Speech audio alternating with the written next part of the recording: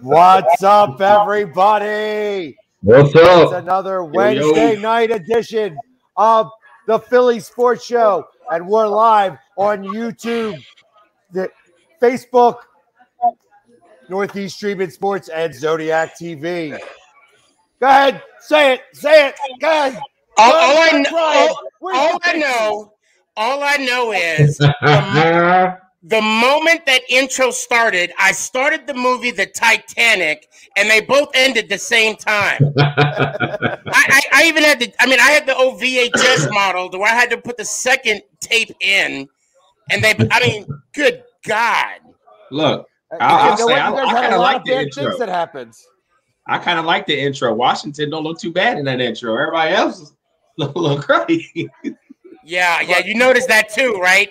You noticed that too, right? Yeah, you would like it. 4-11-1, and they got 3 spots in like that 14-hour, 10 minutes, and 36-second intro. Wow. Well, we have to do the same old. We'll let the games speak for themselves. I had an interview with the guy who made that video. I wish you did. So, anyways, guys, we have week 1 in the books, kind of. Of the preseason game. I guess you must have loved watching that one, True Blue. Yeah, I was right there in the end zone. I mean, I was literally right there, right behind the end zone. And the Cowboys were driving on the first series, and then on the drive back out towards there, I saw the field goal come right above my head. Yeah, it was a pretty fun game. I watched my defense work it. So, I mean, it is what it is. It's the first game of the preseason. All right, but let's be honest now. Let's be real. If you guys would have won that game, you know damn well y'all be sizing your finger for that Super Bowl ring. No, I can't speak for other fans. Okay, good answer. I can't speak for other fans, but you know me good enough that I wouldn't be doing that. What I saw in that game was I saw Pittsburgh come out, and they had some fire behind them, but also we had we were working the third and fourth stringers a little bit more, and we had your favorite there, Philly sports guy, DiNucci. On that sidearm. He was slinging them pizzas, huh? He was slinging them. You have a slice, and you have a slice, and you have a slice. Yeah. So I want to mention something about the game that I noticed. Haskins looked pretty good, rejuvenated. I mean, he looked confident. He stood tall in the pocket, delivered the ball. Okay, I mean, I don't know. I don't know his stats, but he looked good. And in True Blue, I want to talk about the kumbaya moment with your former coach and your owner. I mean, I was right there. I was right there when that was going on. I mean, I was right there, right next to the stage set that was right there at the very top of the second floor, right above the end zone where they were shooting at. And I was seeing it. I wasn't looking at the TV. I was hearing it live. And, yeah, that choked me up pretty good to see the, as you said, kumbaya moment. Yeah. It was pretty awesome, man. It hit home, and I'm sure a lot of other Cowboys fans and fans in general, it was pretty heartwarming to me. Robert Kraft took the Cowboys' motto, or model, if you will, but he flipped it. He did the opposite. He said, I'm going to let the coach, and I'm the owner, and I'm going to be in the background. And now he has 6 Super Bowls. That could have been you guys in the 90s. Yep. Honestly, that could have been. I know there's a good chance y'all could have had 4 straight. Easy. Oh, easy. Yeah, that's what, Michael Irvin was so passionate about in one of his speeches, talking about that, how they could have won 4 to 5 easy if the coaching staff would have been there, because all the pieces were right there together. I mean, if Barry Switzer was able to do it in year 4, 2 years after Jimmy left, I mean, that says a lot. Yeah, but Yeah, go ahead. Go ahead, Philip. Go ahead. But he couldn't do it the year after Jimmy left. No, that was that tough San Francisco game over there in San Francisco. Yeah. That's the famous Deion Sanders, Michael Irvin little handshake that was going on. Right. So, well, I think that had you had Jimmy Johnson there, he'd have been tough to beat for a while because ultimately he never got a chance to change it over. Like he changed the culture, but then he left and he was gone, and he never had a chance. I would have been interesting to see if he would have been able to keep the longevity. Right. Yeah. And how long would it have taken, like Michael Irvin getting, ending his career would have been a big blow. You know what I mean? And it would have been interesting to see how he would have handled that. I mean, he came in, luckily you have the Minnesota Vikings to thank for your 3 Super Bowls. And that's really what it comes down to. The trade. Oh yeah, very much so. So I mean, literally, if you take that away, they get cold feet, and you guys may have been 1-15 for a couple of years. Yeah, most definitely. It's the shoulda, coulda, woulda. Those are the heart tugging moments that you wish you could have back, but it is what it is. But I mean, now you brought up that San Francisco 49er team, that was a tough team. Yes, it was. I mean, they were tough.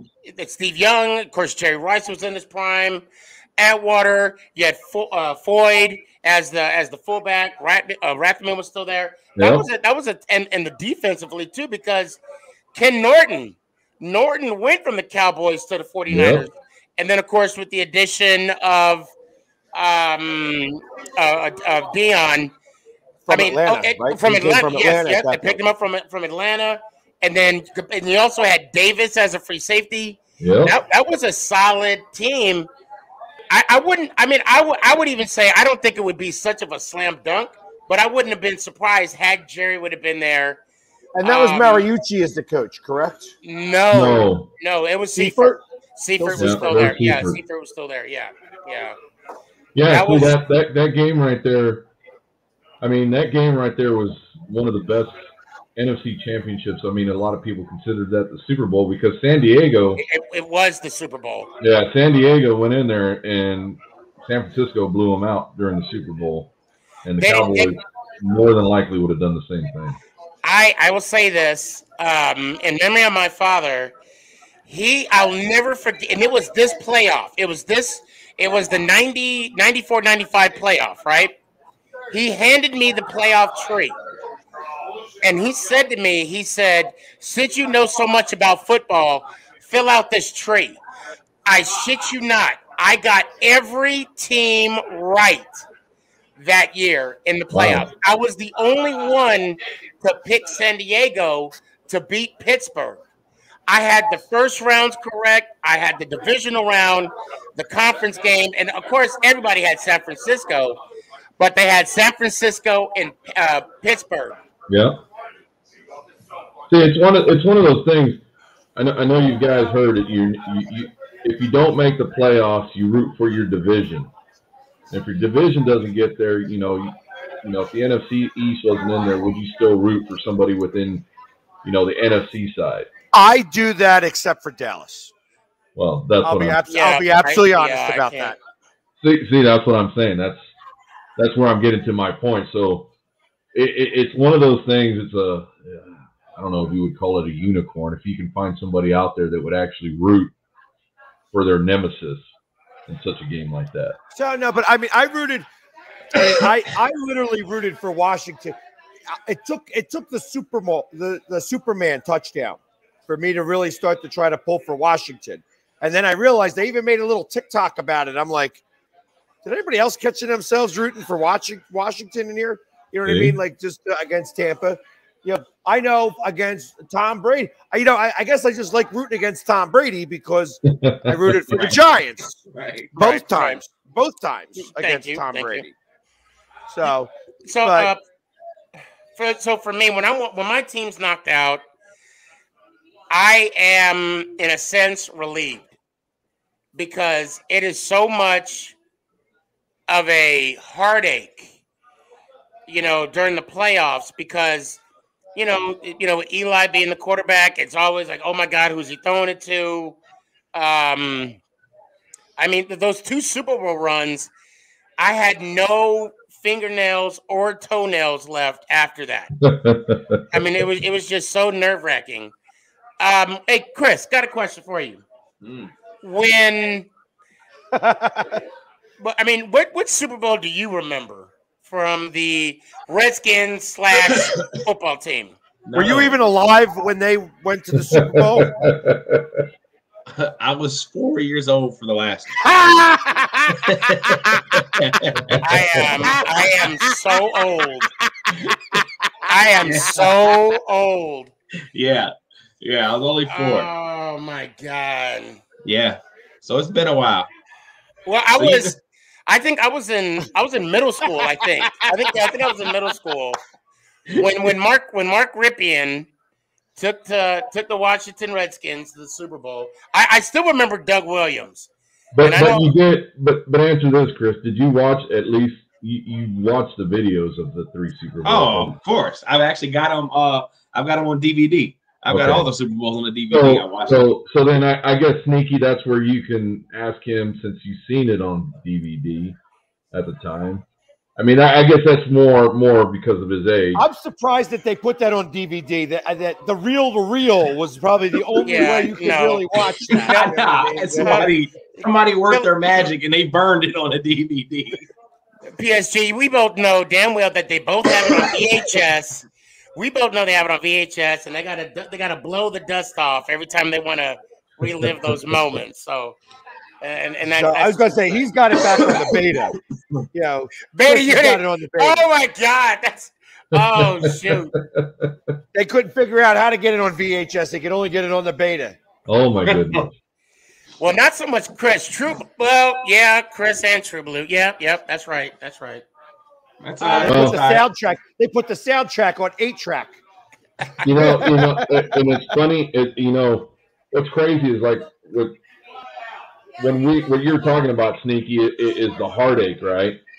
Yeah. Okay, so in what was that? 19 when we beat Seattle, and then it was 18 when we beat Seattle, and then we had the road trip to LA to that stadium out there to go play the Rams for the divisional before, Yep. And all I heard on the plane trip from the Cowboys fans and from there is talking about the following week. And I'm like, guys, we got to play this game right here, right now. We can't look next week. We've got to focus in on this.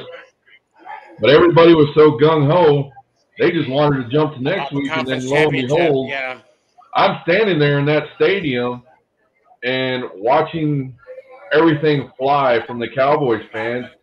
And most of them were the ones that were talking about the following week. And yeah, that heartache hurts, man, especially when you have to walk out as, not winning that game in a divisional round. It's pretty brutal. So you know what? This brings up something, and I'm going to change topic just a hair because we've all have done this. How difficult is the walk of shame out of a stadium? I guess it all depends on who we're playing, how bad we got beat by, and how much trash did you talk prior to the game. I've did a lot of walk of shame. It's every time. And truth of the matter is that I get interviewed. People love to come stick either a microphone or a camera in my face after the game. They think that I'm going to flip out. Right. And I'm usually really honest about it. And then they're like, "Oh, that sucks that you're not going to be an ass about it." You know what I mean? Right. But I take walks of shame all the time, though. So for the last 2 years, it sucks. It really does suck because, like, especially where I come in and out of in the stadium, I walk out of the stadium and I make a hard left to I forgot which street I forgot which street that is. Where Panda Express is. You know where all the parking is at AT&T True Blue. Oh, yeah. Yeah, on the other side. Yeah. So as I'm walking up, because they got tailgaters. I mean, they have the Dallas tailgaters on my left, and they're not only coming at me, but they're like talking trash to my wife and my girls, and Sienna, my baby girl. She's a Giants fan, but she's obviously not like me. And she was like, "Go away." I mean, she'll say that to people as they're coming up, but it's brutal. It sucks. And I don't believe it's going to happen this year. I don't believe it's going to happen this year. Well, you go get down. You better prepare yourself. I think I love the fantasy world. That is the sneaky. You better get world. ready for that. Yeah, it's hard walking out, but again, I don't talk a lot like trash. I'm talking, stats, scores, everything. I'm not a trash talker, especially in somebody's opposing team. I say, yeah, we're gonna win. I mean, right. But as far as the slinging, guys, I can't do that. I'm just not that type of person. Yeah. But it's really hard when you walk out. Yeah, it's really hard when you walk out. So I know. What was it? 2 years ago, 19, when I walked out of the Seattle one, and we got our butt kicked pretty good. I mean, that was brutal. And that walk of shame right there. And my hotel was across the street, and that was far. I want to say something about Seattle, but I got to talk about last year.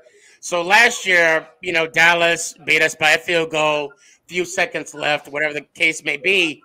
So I get up, and I'm the only, myself and my son, because my wife and the girls, they got cheap seats. Okay, they're up, by the roof. So when Jerry calls them to close the sunroof, she hangs up the phone and it's done. It's closed. But for me, I just got up to get in the aisle, and the people sitting behind me. Now I don't talk. Okay, I'm lying. I talk a little bit, but it's just like, we got a first down, incomplete pass, interception, stuff like that. Yeah. And so I get up just to prepare myself, and the guy's like, "You better not go nowhere." I'm like, "I'm right here. I'm not going nowhere. What are you talking about?" Yeah, are you pointing at me? Yeah, I'm like, I'm a very humble guy, but for a moment there, I'm like, apparently you don't know who I am. I ain't going nowhere. I'm hitting this head on, but after he kicked the field goal, it sucked. Now I will say, Seattle. Now there was 2 games. I don't know if you guys. Well, True Blue, you said you have. Philly. I don't know if you've been to Seattle, Hog Farmer. I don't know if you have. Yeah. You have. Yep. In my opinion, now let me give you my history. I was at Denver at the Mile High, obviously AT&T and CenturyLink. It was a CenturyLink when I went. Seattle Seahawks fan base. The CenturyLink for me was the best football experience, bar none. For me. They're nice. They're nice people. That too. Yeah, I mean, they would buy you drinks, but then they'll tell you your team sucks. But luckily for me, I was there when we won one, and I was there when we lost one. Both awesome experiences. But yeah, the walk of shame it was a walk of shame because we won. But then you do come across some rowdy people that wanted to fight, not me, because I'm being lined to the bus. But but for me, Seattle was the best overall experience, and you got to go as a visiting team. Don't go to Seattle as the home team. That's boring. You got to go as the away team. You got to go. I had a good time in Seattle. Yeah, me too. Yeah, it was a lot of fun up there. The 12s are good. They're good people. I've got a lot of 12s that follow me. So I have a good relationship. I mean, they're an ugly bird, you know what I mean? And then but birds of a feather, we kind of flock together a little bit there.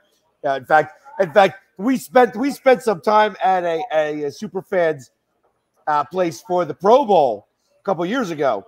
Okay. Oh, that's three right. of us, the three of us in the same house. It made for a lot of interesting pictures. You know what I mean? And it was the interesting part of it was the sound. It was like the start of a funny joke. What happens when a Seahawks, a Cowboys, and an Eagles fan get together? They go to an Orlando Magic basketball game. That we did. So it was fun. It was fun being under the same roof and just the banter back and forth. But during a game, I mean, obviously, Sneaky, you haven't been to a game with me, and Chris, you only heard rumors about who I am.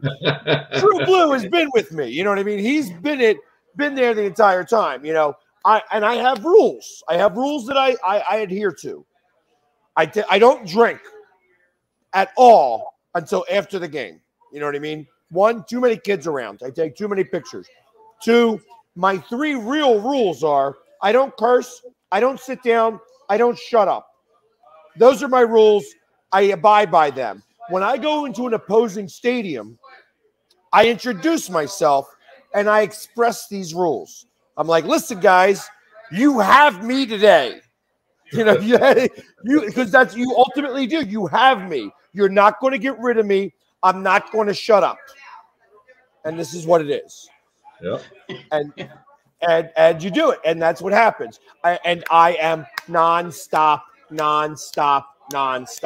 The win, lose, doesn't matter, you know. But I don't ever badmouth the other team. I'm always positive about my team, and that's just the way that I am. Right. I don't need to hate on anybody else. Mm-hmm. I can now. If you start to hate on me, you're bullying the wrong guy, because I can bully you right back, and I'll use more intelligent words than you. You know what I mean? You'll sit there and be like, what did he just say to me? You know what I mean? So, and I haven't been drinking, so I'm going to be a lot more sober. If you come at me in a weird way, I'm just going to throw you. You know what I mean? Because you're not going to do anything with me. And plus, I got pads on.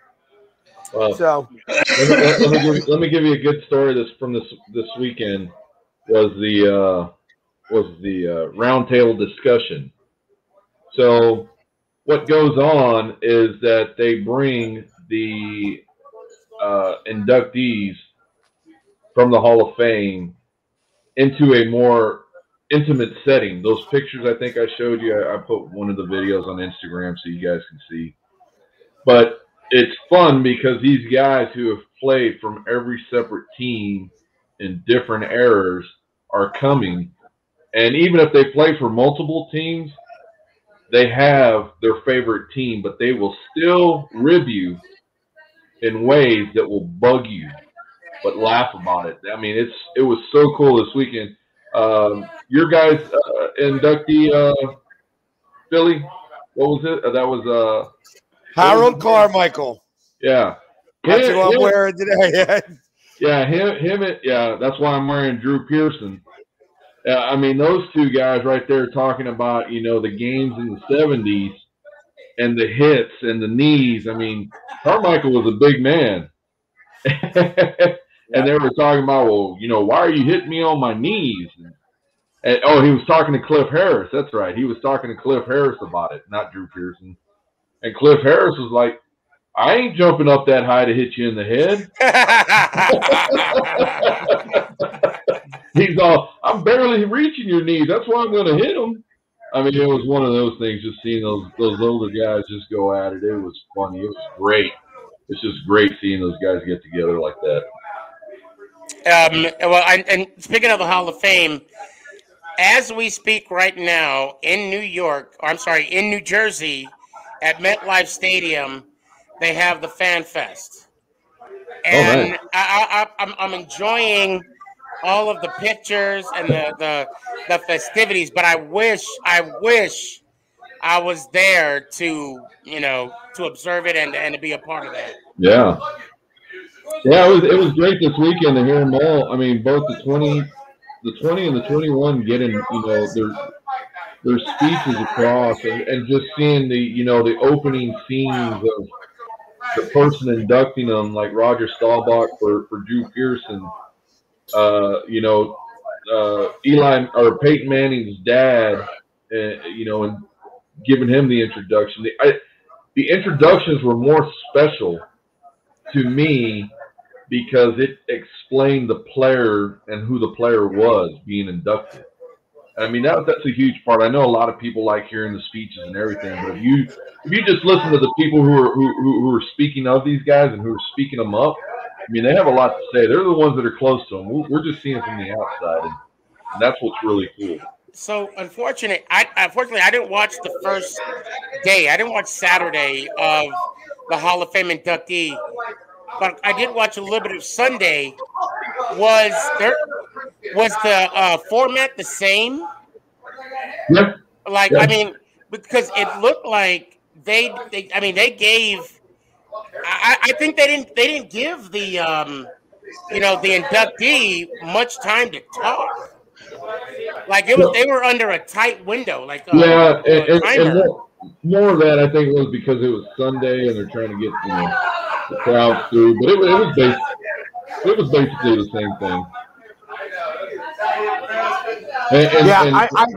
I would have to say that I really didn't have a chance to watch much of it. I got more information from you than I did from the actual ceremonies and stuff like that. I just was running around watching the Phillies, doing my thing that way and stuff like that.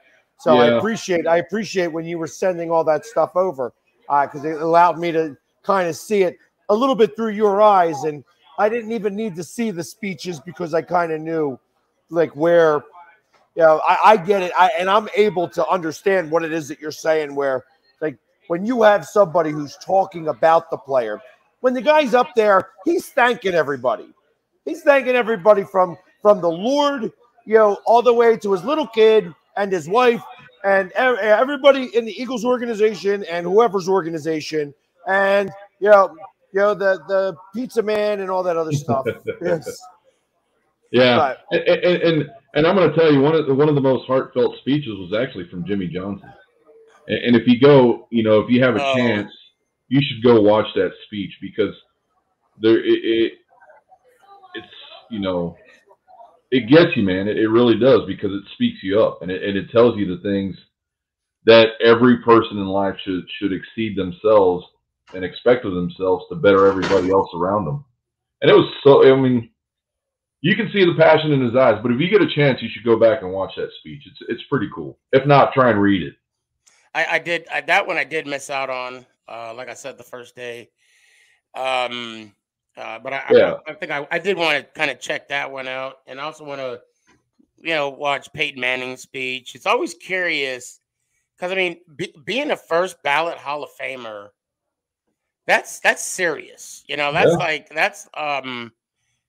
That's something to I guess to shake a stick at, if you will. Yeah. And it's going to be interesting. He's going to be the only Manning that has one of those. Well, I mean, second, third, and it's I know, right? I mean, the kid now in high school, they're saying it's better than his uncles. I mean, how is that possible? How's that possible? Well, one is because we're in an era where there's more cameras and social media and right. everything else. And I'm telling you, if he comes to the University of Texas, I mean, that kid is gonna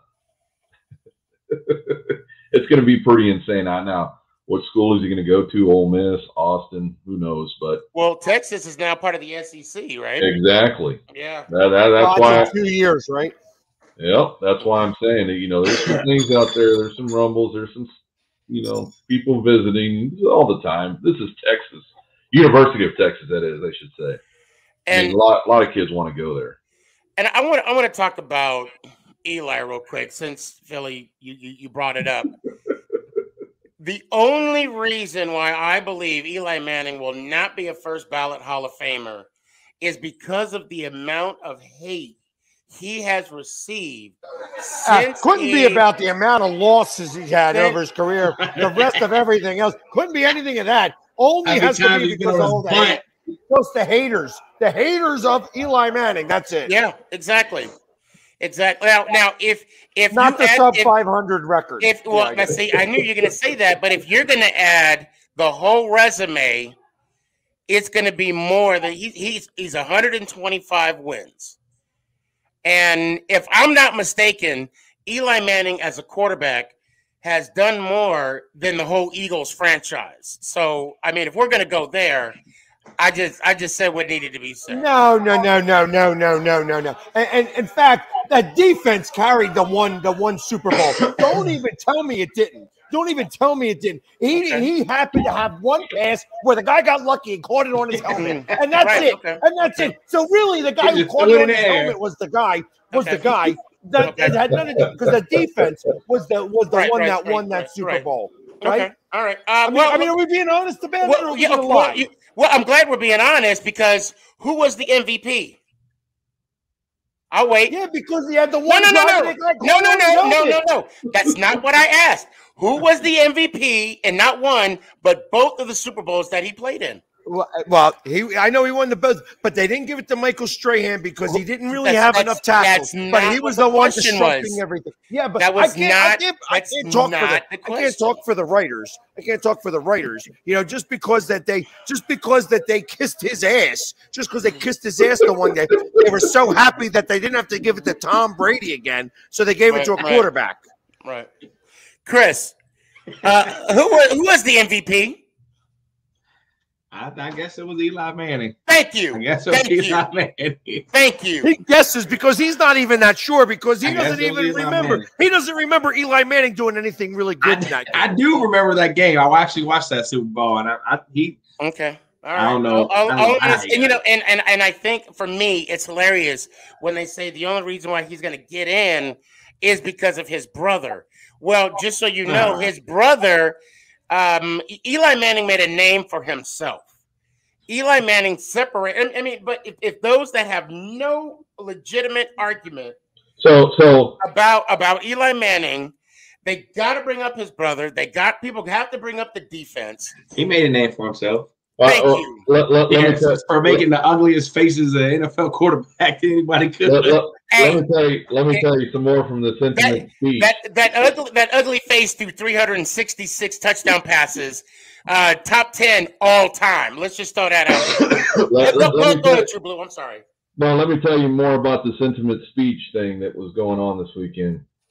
Peyton Manning was talking about his brother Eli. And everyone says, well, yeah, he has that, you know, I'm just, you know, paraphrasing what he said. He goes, everyone sees Eli Manning's little pretty face and his little boyish and angel smile. He said, but that guy's a cyber ninja. He'll get into your phone and he'll adjust the settings. I heard about that. I heard about that. And he'll run. And it's like you turn your back and the next thing you know, you can't even open up your phone and read it anymore. Yeah. But it's one of those things, you know, his big brother's not going to get him. His numbers are going to speak for themselves. Is he going to be a first ballot Hall of Famer? You know, it's going to be dependent on who's going to be voting for him. Right. And you're right, Sneaky. He does have the 2 Super Bowl MVPs, and that's a lot. I mean, it's not just everybody who wins an MVP, regardless of what Super Bowl. Well, I mean, it's let's be honest. Let's be honest on that too, though. If he makes it to the Hall of Fame, and I can't say that he's a shoo-in. If he makes it to the Hall of Fame, it's because he's 2-time Super Bowl MVP. So you got to give credit where credit's due on that. Right. Like I won't. Right. I won't poo-poo all of history. Yeah. But that being said, he's not really Hall of Fame worthy. If you were to take the Super Bowls away, and you can't do that.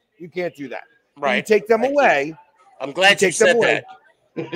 And because again, real is real. Real is real. Right. But if you were to take them away, he's Fitzpatrick. What? You know what I mean? And Fitzpatrick is not a Hall of Famer either.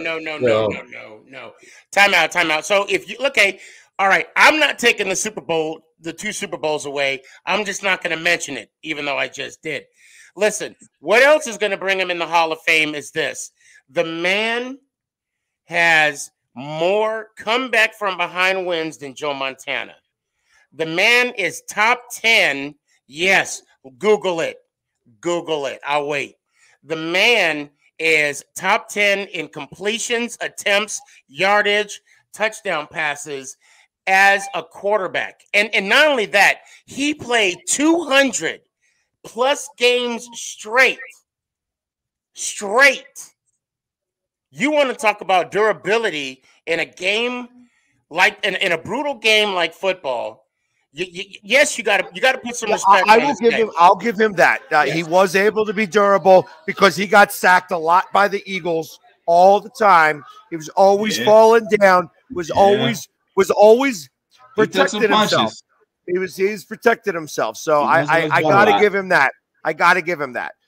So there's a few things. Like I said, the 2 Super Bowl MVPs, as Ed said, who that also is an Eagles fan. That came from an Eagles fan. Right. You get those 2 Super Bowl MVPs, and that puts you in the Hall. Maybe. Again, I'm not the one voting, so I don't get to make that say. But I can't imagine. I don't think he's worthy.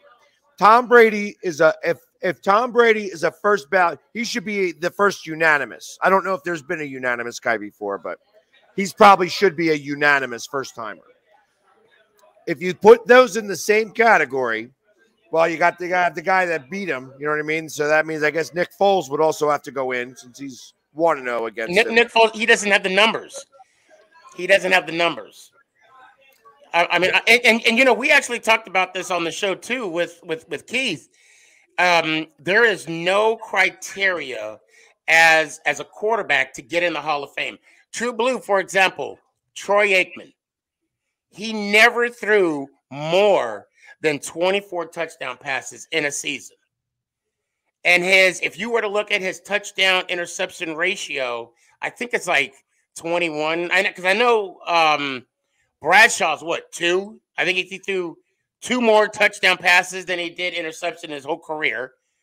So I mean, there is no true line as to what qualifies as a Hall of Famer. Good God, Joe Namath. If we want to talk about someone who does not, I mean, I'm not going to say who doesn't deserve, because I don't wear the pads. I didn't get beat up 60 minutes on the field. I mean, I'll tell you, let's be honest with him too. The only reason why he's in there is because he saved the NFL with the AFC NFC merger. That's all he did. He was the savior of that by saying that he was going to win. Because really, had he lost that Super Bowl, Kansas City, it would have been Hank Schramm. Is that was the coach?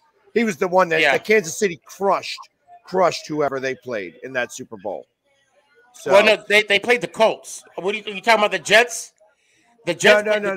No. I'm talking in Super Bowl 4. Kansas City smoked whoever they played. Oh yeah, it was. I'm going to say it was the Vikings. What? I think it was Minnesota Vikings. But it was Super Bowl 3 where Joe Namath called his shot.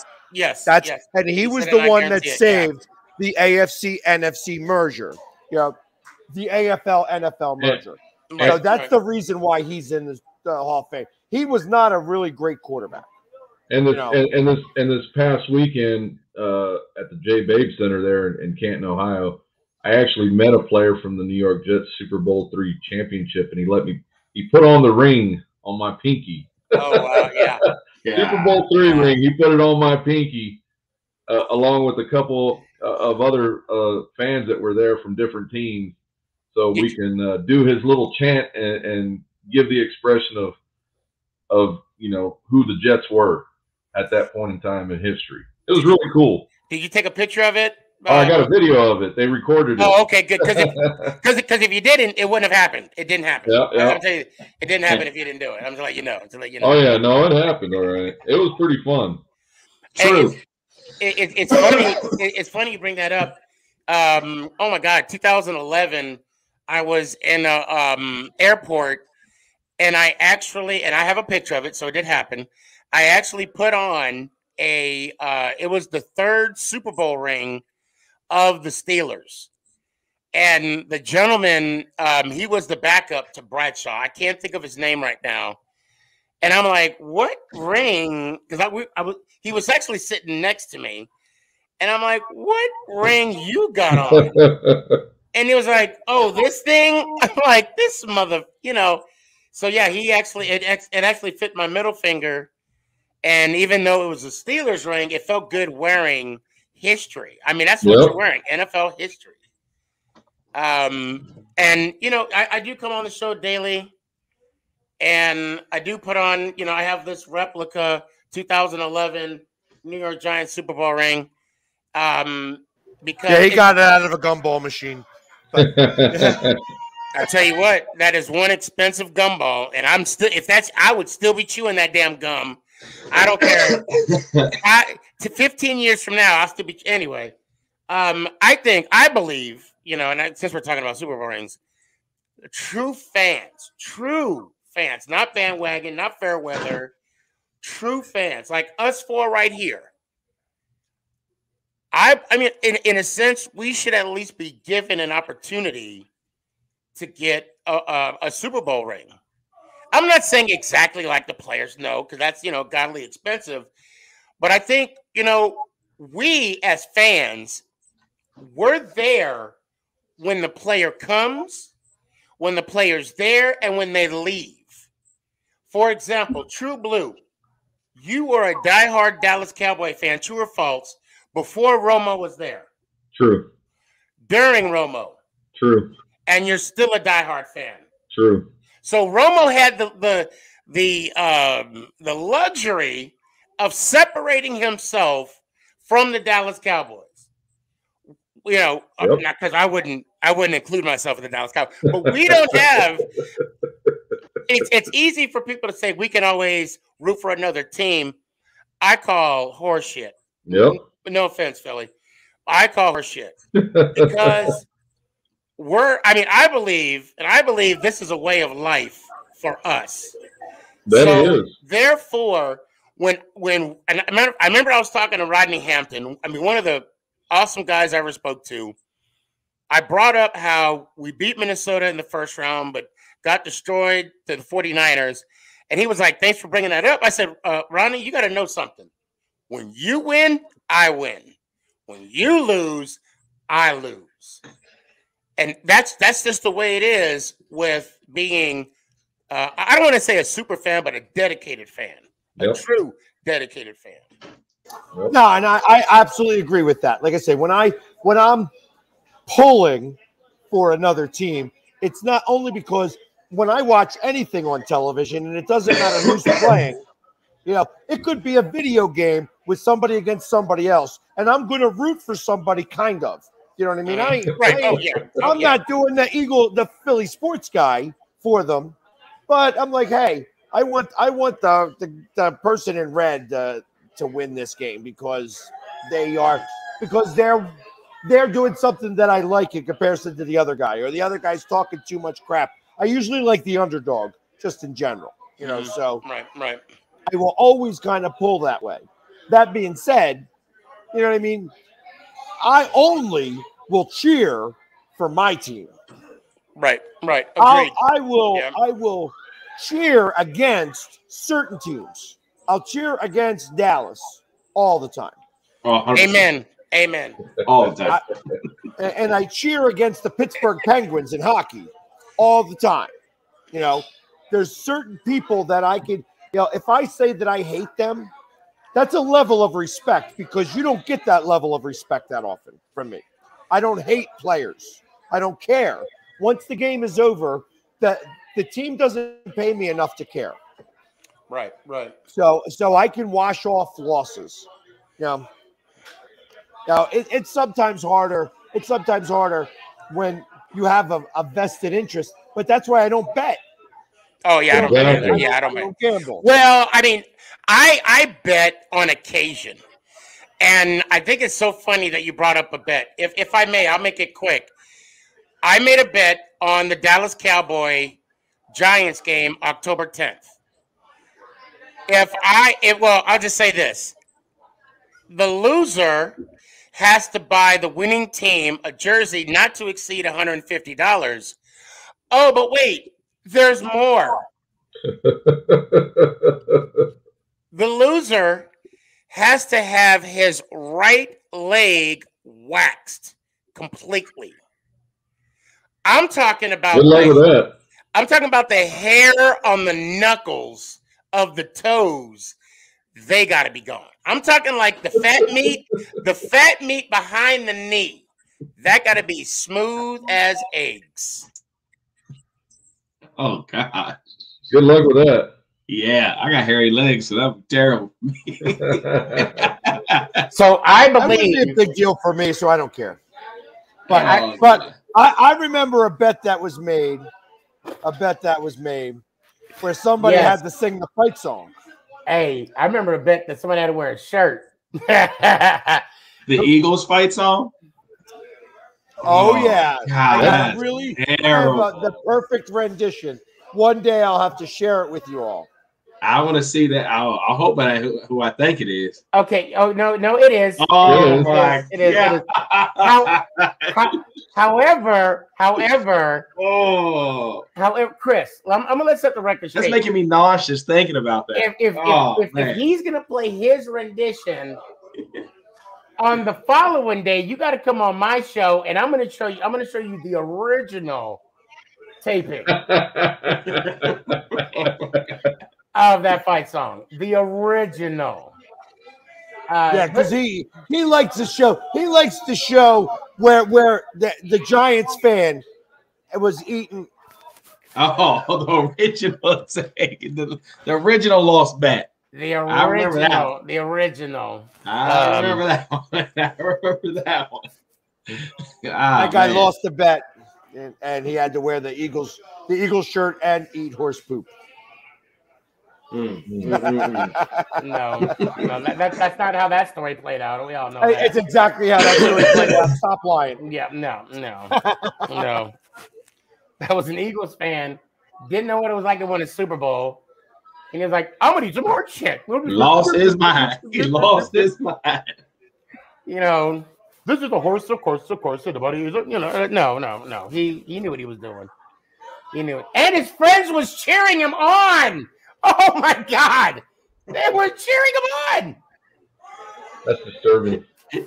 Guys, Anyway. I love y'all to death. I will never cheer you on. True Blue, if you kneeled over, I'm grabbing your beard. I am grabbing your beard. I'm going to look you dead in your eye and be like, no. You are not even. Just smack his nose like a dog. Yes. I do not gamble, so it would never happen. Yeah, I don't either. True. Have you been watching any of the Dallas Hard Knocks? See, I've been so busy. I'm about to watch the first one tonight. I don't know. Dak Prescott looking like he's getting a little frustrated on the Hard Knocks. I watched a little clip. Then they're not letting him get as many reps as he would like. Yeah, I don't doubt that. It's early and it's early. And I just saw something on Twitter that said he's getting another MRI. I don't know. He will be ready. Well, you have to also think about what Tom Brady did last year with the whole MCL and He made all that that up. controversy. He made that up. I'm pretty sure. He made that up. That story's made up for his Hall of Fame. But nah, he made that whole story up. I'm pretty sure the NFL came down on teams and said you must disclose everything, doctor's visits. We don't care if you have a hangnail, if you have an ingrown toenail. We don't care. We need to know, because I'm pretty sure these fines are going to come to suspensions if something's not disclosed. So do you think he'll be ready week 1? Yes. He'll start week 1. Yes. I hope they don't push him too soon. No, he'll be in there.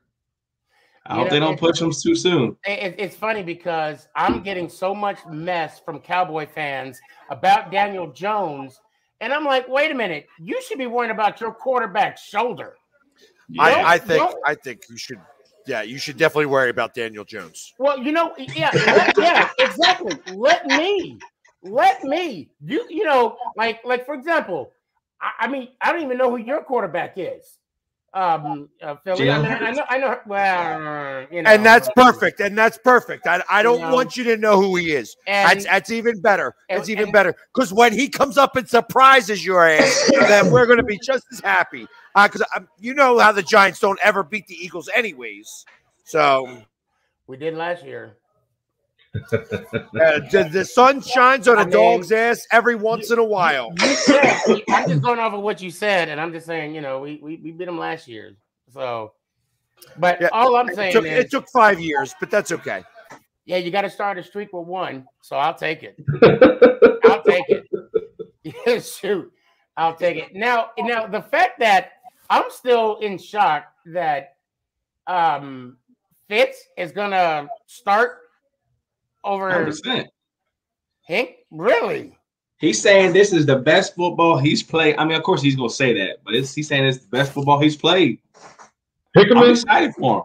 I remember him saying that in Cincinnati too. Oh, I don't know. We'll see. We're gonna see. We're gonna see. We might have the best quarterback in the NFC East. Did I give you my hot take? Somebody did you just hear what he just said? We might have the best quarterback in the NFC East. Oh my God. We're gonna see. We're gonna see. You know what? That's you know, I was going to do a hot take, but he took it.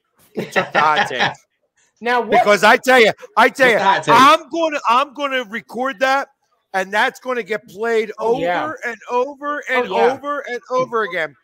Every interception, every loss to the NFC East.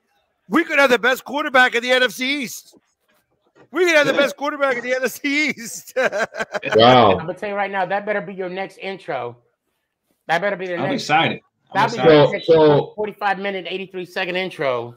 So so you're saying he's already starting over? That's already done deal.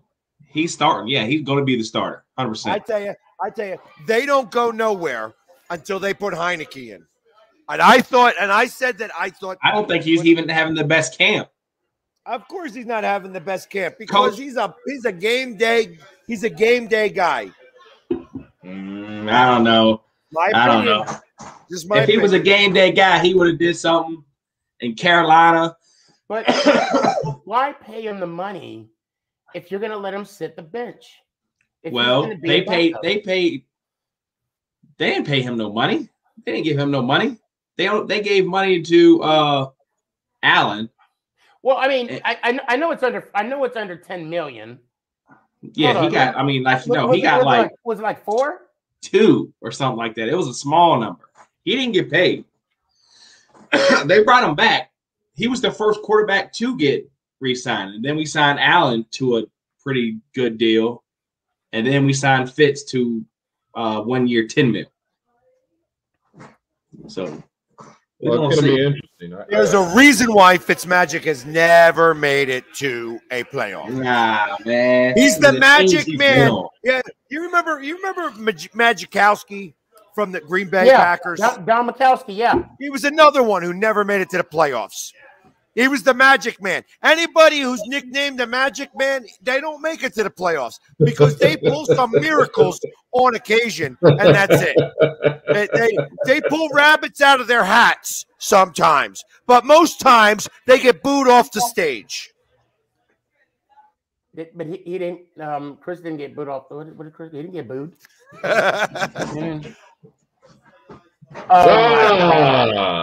This Magic is going to be the best quarterback in NFC East. You see this Magic right here, Philly? I tell you what, and I want to bet with you. I get to cut the beard. If we win, I get to cut the beard with it on your face. I'm going to get some scissors, snip, snip, snip, cut it right off. You see this? All Magic. He's going to be lighting y'all's defense up. We're not even sure about Dak Prescott if he's even going to play. Jalen Hurts is still he's a rookie. And then we got. Hey, you better watch yourself. You better watch. And then we. I wish you would. Then we got the guy over here. I wish you would. I wish. Has anybody else got sharp dressed man playing in the background. Like I feel like everybody's crazy about a sharp dress man. This guy's gonna be on his butt every second and third down from Chase Young and Montez Sweat. All right. He's not gonna have time to throw the ball. Watch yourself. He might. Is he slower than Eli Manning? I would say so. Danny Jones is going to play Eli Manning in the Peyton Manning story. Oh man, now that might be true. I mean, they do kind of look alike. However, no, Jones got some speed. Did he? He did break that like 70-yard run and then got tackled by that big linebacker. Who was it? The 19-yard line. The big line. Yeah, 19-yard linebacker. Did we not score on that drive? Did we not score on that drive? Yeah, but just not on that play. Yeah, not by him. We still scored on that drive. So listen, everybody, we're coming close to the end here, and I wanted to do a couple of quick announcements. Obviously, this Saturday, I am having the Philly Sports Guy Tailgate, which is a 5K fundraiser. Please, it's in the link. It's in the at whatever. Please donate if you can, or come to Ridley Park, Pennsylvania, where we're going to be having this. We're going to have a few Eagles alumni show up at raffles, tailgates, all this other stuff. We're also going to have a TikTok telethon where we can make fun of Sneaky G's, Daniel Jones. To his face, we'll be able to do that live and on camera here. Also, next week, our special guest, Dean Blandino from Fox Sports. He's the referee guy. When they make a bad call, when the refs make a bad call, they go to Dean Blandino. That's cool. We're going to have him on the show. We're going to talk about all the new rules and regulations of the NFL. Other than that, we got somebody coming special in the next 2 weeks. So we're going to save that for next week for you guys. But otherwise, it was a great show, guys. As always, love having you guys here. Football is back, baby. And I can't wait to talk about how bad that these guys lost their preseason games next week. You need to take that chia pet off your face too. I mean, it don't look good. Hey, listen, I got another 10 days of this. Oh, he's talking about him. I'm talking about this chia pet. And as I'm looking at that, congratulations to True Blue. Yes, to True Blue, and the PFUFA. Yeah, indoctrination and everything. He is now an official member of the PFUFA, which is a great thing. So, hey, everybody, they're obviously playing music in the background now, so it's my time to go. All right, brother. Everybody, what happened there? What happened there? All right, man. You have a good one. Let's do All it. right, guys. Everybody, have a great night. We'll see you next week. Let's go, Giants. How about